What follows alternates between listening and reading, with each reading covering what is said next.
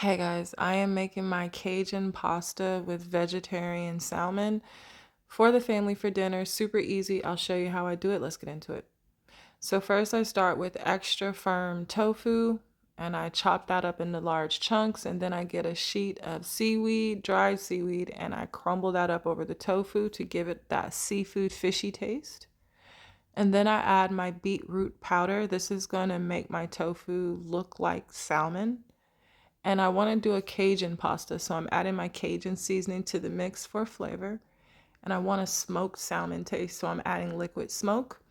And from there, I'm just rubbing all of these ingredients into the tofu really good, making sure everything is distributed evenly. Then I put a lid on the bowl and put it in the fridge for about 30 minutes. And while that's sitting, I'm gonna work on my pasta. I chopped up some garlic, some white onions, and I added that to a hot pan with some butter. I also put some tomatoes and sweet chili peppers in the oven and let those roast. So I'm adding that to my mix with 1 tablespoon of sea salt and lots of Cajun seasoning. And really, this is based off of how spicy you want your pasta to be. And then from there, I add a little bit of white wine, and a little bit of white wine I add to myself as well, just to, because why not? And then from there, I start my pasta. I want my pasta to be al dente, so I'm going to let that cook a little and then sit. And then I'm going to go back to my pasta mix and I'm going to add vegetable broth to that mix once it cooks down. And I'm going to stir this up really good and bring it to a boil.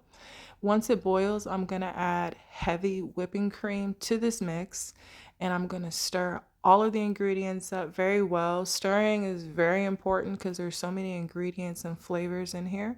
Then I'm going to add Parmesan cheese to the mix, a good amount. And then I'm going to once again mix everything up really good, and I'm going to turn my heat down really low and add all of my pasta now. And I'm going to just let the pasta mix into the sauce and soak up the flavor, and I'll let that sit for a while. Then I'm going to grab my tofu out of the fridge and put this on my griddle and just grill these. Because it's tofu and not salmon, they don't have to grill for that long. So I do about maybe 12 minutes total. I do like 6 minutes on each side, flipping them over regularly because I don't want the tofu to burn.